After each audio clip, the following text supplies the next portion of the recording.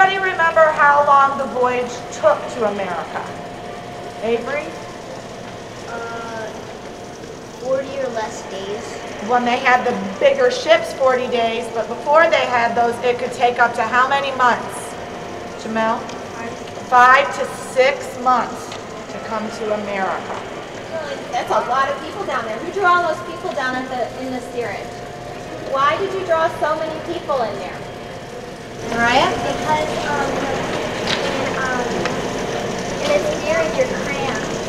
A lot of people were crammed down there in the steerage. It was much less expensive to ride in steerage. And if you didn't have a lot of money, but you still wanted to make a new life for yourself, you would pay that little bit amount of money and you would just deal with the uncomfortable conditions until you got to America for a new life. This is a culmination of our study on culture groups. In our second quarter curriculum map, we look at the different cultures that helped found Elyria. Students researched and talked at home with their families of what their cultural makeup was. And we also read a book, If Your Name Was Changed at Ellis Island, and just kind of walked them through the immigration process and what it was like to come to America or find a city and make a new way of life. Today the students will be acting as immigrants coming to Ellis Island, just like the anchor text we read. And they will truly come right off of the boat, go through the Great Hall, where parent officers will determine their fate. Then they will end up in the staircase of separation, which will let us know if they're headed out west, they are headed to New York City, or they're being detained for some reason.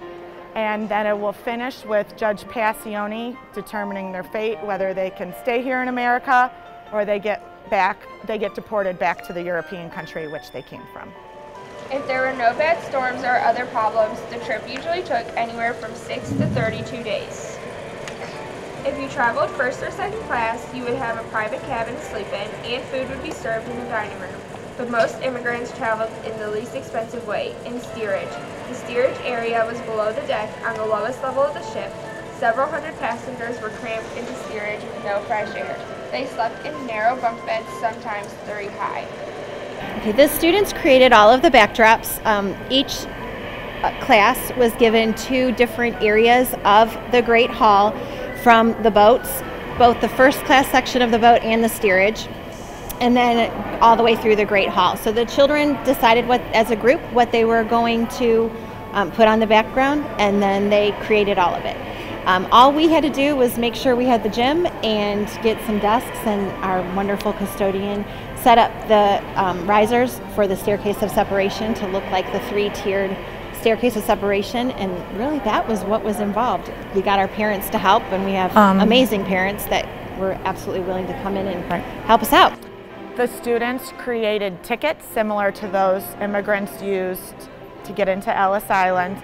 They did fill those out. A lot of students chose to come from a country that was their own origin, or other children, just chose a country that they thought was neat. On the cards, they put the ship they were coming in, whether it was the SS Coleman or the SS Schuster. They picked a ticket number. They had to put on the ticket how much money they're paying to get into America, which is anywhere from $10 to $15. So that was something they also did in preparation.